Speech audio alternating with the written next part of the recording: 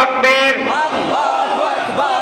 আজকের সমাবেশ সফল হোক। সবার পক্ষ থেকে স্বাগত জানাই। নারায়ে তাকবীর, নারায়ে তাকবীর। আজকের সমাবেশ সফল হোক, সফল হোক।